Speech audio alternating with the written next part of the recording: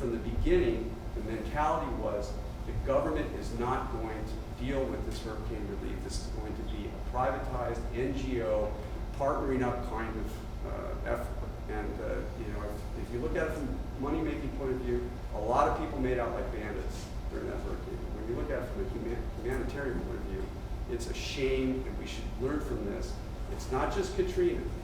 Right here in Ventura County, we have the Army Corps of Engineers deals with the levees here. They deal with flood relief. We have a number of power plants that are very close to the ocean. This is a potential disaster right here. There's a display which I encourage everybody to check out of the St. Francis Dam break, which happened in the 1920s. And again, 5 officials from the Department of Water and Power, including Mr. Mulholland, William Mulholland, the much praised guy that brought stolen water from Owens Valley. And the very reason for the St. Francis Dam is because farmers were so angry about losing their water in the Owens Valley. Mulholland wanted a backup dam in case the farmers up in Owens Valley were to sabotage that LA aqueduct. The only reason for that dam in Santa Clarita Valley that was constructed there was because they were worried about sabotage, because it was true, the Department of Water and Power basically finagled the farmers up in Owens Valley out of their water. And then they hear about leakage, and there's noises being made at that dam, and William Mulholland himself was up there, and he gave the thumbs up, everything's okay, and the thing burst that night. And they don't know how many people died. It was a 50-foot wall of water right here. So it's not of any minor importance that we consider what happened during this hurricane. It didn't have to happen. As somebody pointed out, in New Orleans, by the time it hit New Orleans, it was a Category 1 storm. There was no reason for this to happen. And we need to learn from these things, and that's why I'm trying to make available to people both these presentations and also to get practice for doing it. And I wanted to thank Sean from the Environmental Science, who's been helping me out. Wonderful, thank you very much. And all the other panelists, I'll stop talking. Do you want to say something? Yeah, I was just going to talk real quick for folks that are maybe a little new to this story. I just have a little quick 5, 6, 7 minute thing here to bring everybody up to speed. So this is obviously, well, it's a little hard to see with this light, but this is the New Orleans right as it got flooded. We all know, and we'll hear about today, all the wonderful, fantastic things about Southern Louisiana and New Orleans. We go there every year. We've been taking students there every year since the storm hit.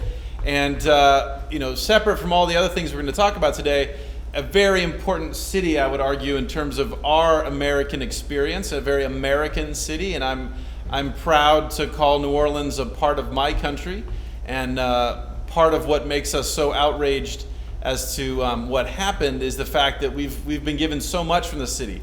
There's bad things that have come. There's Plessy versus Ferguson and things like that, but there's also incredibly wonderful things. Everybody's heard about Mardi Gras. There's Kermit Ruffins there playing in Bullets in the 7th Ward, music. Those are my students learning how to cook bananas Foster from one of our chef friends in New Orleans. There's all kinds of wonderful culture we get from this part of the world. I think the proper frame of reference to start thinking about this in terms of the physics, in terms of what happened, the science in terms of what happened, is this. This is a town in Arkansas. We had a massive deluge in 1926 in the summer and fall, and that led to the huge swellings of the rivers in the middle part of the U.S., and that in turn led to huge flooding starting in December in 1926 that went on into what are so-called the Great Mississippi Flood of 1927, and all kinds of things came from that in this flooding. There was a huge push to do something. We as a species don't like to be told what to do by nature, so we like to tell nature what to do. So we created a whole series of government institutions and plans and this and that to fight against this part of what actually made New Orleans and the Gulf Coast and the Delta what it is, right? We decided we knew better, we could change all that, and we've been living with that legacy ever since. This is a map of Southern Louisiana, and for folks that aren't familiar with stuff, here's big Lake Pontchartrain right here. Here's this big bow in the Mississippi River, the so-called crescent that gives that gives New Orleans its nickname, the Crescent City. So that's what we're talking about. All the red is area that used to be wetland that is no longer wetland. The area that is yellowish or light red is going to be gone in the next decade or two. The areas, the green coloration are areas that we added to. So what you see is a lot of red, not that much green. Louisiana has the unfortunate distinction of losing more wetlands, absolute area of wetlands, than anywhere else in the U.S. Greatest quantity of wetland loss. We here in California have the other unfortunate distinction in the U.S. of having the greatest proportional loss.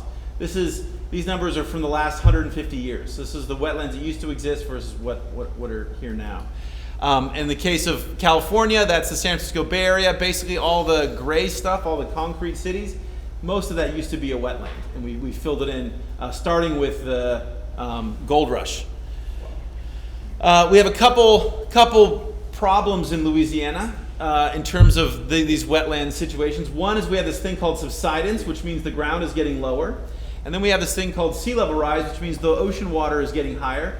There's a natural aspect to that, right? There's a background level that's going on. We humans have greatly been messing with that. So we've greatly increased the rate at which land is sinking down and the rate at which the water is rising up. So the water rising up is climate change. You guys have heard about that. The subsidence is greatly complicated by the massive oil and gas extraction activity that goes on in that part of the world. So those two things have always gone on, but we've sort of messed with them. Then we have some brand new things, these levees that we just mentioned, that we levee the rivers. We put dams along the edges of these rivers so we would not let that floodwater get out of the river. In addition to a whole lot of other downsides, that's also kept all the sediment in the river. That sediment normally would come out of the river and land on the ground and keep our land high and elevated. So we've lost that. That's a new stress, never happened before. And then we've done things like this thing, which is sort of a rat, beaver, platypus thing, crazy thing from South America called a nutria. We've released those guys in this whole region of the world starting in the 1930s. People thought they would be great for fur trade, and then we basically let them go. They munch a huge amount of the plants that form the basis of these wetlands. That's a huge problem. And then on top of those things, we have hurricanes that we're talking about today. So hurricanes come along and are sort of, while they've been going on for a long time, they're getting more intense and they're getting more frequent. And those amount to a pulse disturbance. So Katrina jumped us forward about, depends on which metric you use, either between 50 and 100 years of wetland loss from that one storm. So all these things are coming together to make a big challenge. Another thing for you guys to properly understand, when we talk about the leadership and some of the failings in terms of policy, it's important for you guys to know this was not a surprise. What happened in New Orleans was not a weird, crazy guy from the Middle East with some chemical bomb that no one had thought of. This was well understood. So for example, here's the southern part of the U.S. This is Hurricane Betsy in 1965, which was the last hurricane to hit the city of New Orleans in that region. And so this was before I was born. I know. I'm old, but not quite that old. And so. Could you introduce yourself? Sorry, I'm Sean Anderson from the ESRM department. Okay. So sorry about that. Yeah. So this is. You're not that old, This Sean. is. I try to pretend I'm not that old, but my students disagree. So this is 1965.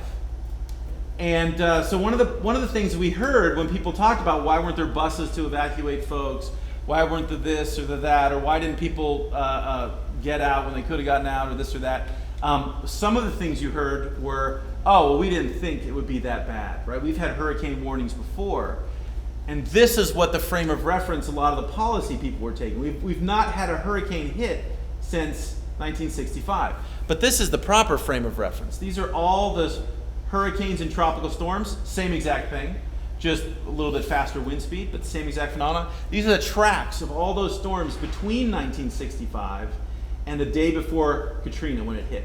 So to say that we didn't know a hurricane would hit Louisiana, would hit New Orleans was total baloney and not true. What's the color coding on The color coding is how fast the wind speeds are. So red is faster wind speed. Then we can talk about other things. So here's the Gulf Coast again. And when we talk about oil and gas, and here in Ventura County, we think of the Santa Barbara Channel or some this or that, and we have a lot of wells. We don't compare to, even though we're the fourth largest oil and gas producing state in the U.S., we don't compare to Louisiana. These are just pipelines, offshore pipelines, bringing oil and gas from offshore to land.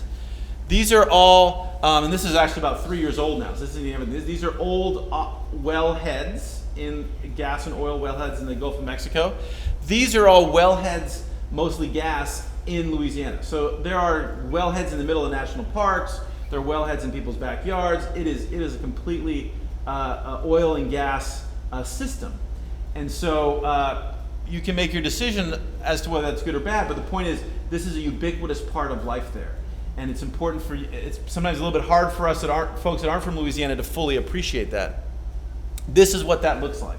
So these are some of my students in one of our first classes, and what they're looking at, which looks like water or a bay, that should be wetland. That should be marsh. So what you see across from there, those are cypress trees. Cypress trees are trees. They're not algae. So these guys can be inundated. They're in the swamp, right? They can be wet for a long time. They can't be wet 24 hours a day, 365 days out of the year. So what you see there in the back, those are dead trees. So when these trees were born, germinated, that was all land. It's now gone down. In this place, it's about a meter deep, about 3 feet deep now. And this is going on across the region.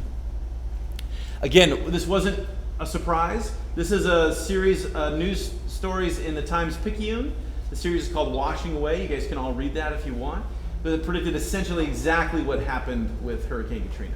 So when the President of the United States or other folks said, we had no idea, that's total baloney. That's not true. I mean, we maybe chose to not respond, and that was a choice, but to say that we didn't know was factually incorrect.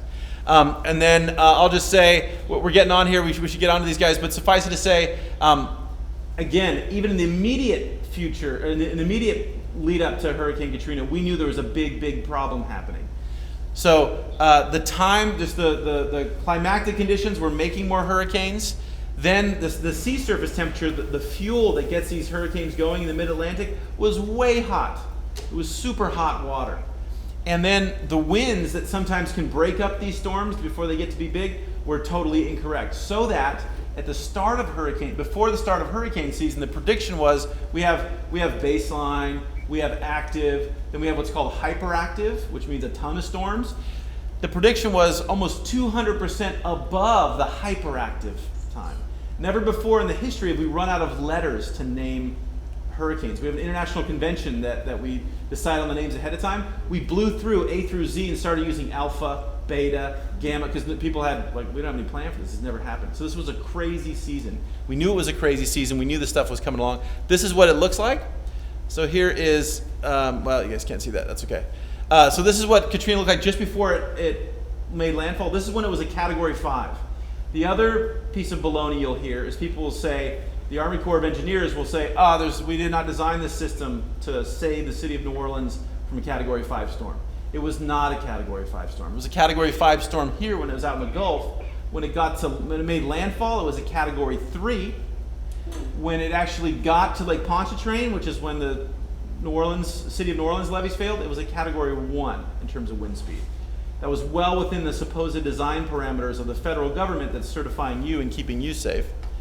All kinds of initial impact that we'll hear about. Huge area of disaster. It's about the area the size of half of California, natural disaster zone. All kinds of flooding. This is the city on day 5. So about 80% of the city is underwater at this point because of a whole series of levee failures. It was not a levee failure. It was more than 35 different individual levee failures. Incredible work here. Within a few weeks, we got most of the city drained. Herculean effort. At the time, people were saying it'd take maybe 6 months, 9 months maybe to get the city drained. Incredible job here. Most of these areas that were most heavily hit, though, are the lowest lying areas, tend to be the poorer areas, and that has a huge amount to do with the knock-on effect. Here's a quote from one gentleman who was in an American city for 6 days underwater before he got out, right? This is not what we're used to hearing. This is what we're used to hearing in the developed world, or in the developing world, or in some war-torn country. But just absolute craziness what was happening. Social breakdown. A lot of the social breakdown you heard was not true. In the immediate wake, there's a lot of rumors, a lot of rumor mills and snipers and this and that basically didn't happen. But an incredibly difficult time. On top of all this other stuff that was going on, you have to imagine folks trying to do things. So right there in the middle, that bottom picture is the I-10, is the 10 freeway. And what looks like a bunch of checker marks there, that's the City of New Orleans jail. So the jail went subtitled. So they had to remove all these folks that were in jail. And they're all essentially hanging out on that on-ramp, right? In 95-degree temperatures with not much water for 1 day, 2 days, 3 days, 95% humidity, right? You can imagine the challenges these types of situations presented. All kinds of infrastructure damage, 35 major oil spills, what we would consider a major oil spill. Just people even record them because they're in the midst of dealing with stuff. And then to wrap up here, I just have a couple quotes to, again, make sure that we're in the right frame of mind to hear from our speakers today. The first one is, and so again, carrying on what Michael said, there was a lot of out-of-touch leadership. It was not a political party. It was all levels of government. It was a lot of incompetence. And when people now say, I'm not going to vote for a president, or I'm not going to vote for this or that because, man, they're all crooks and I can't do anything, this is what you get when you don't engage in the democratic process and you let whoever the heck do it. So, for example, the first quote comes from, and so this was folks refugees that left New Orleans, and in this case had moved or had been evacuated to Houston, which deserves a lot of credit. They took a huge number of refugees. They put them in their football stadium.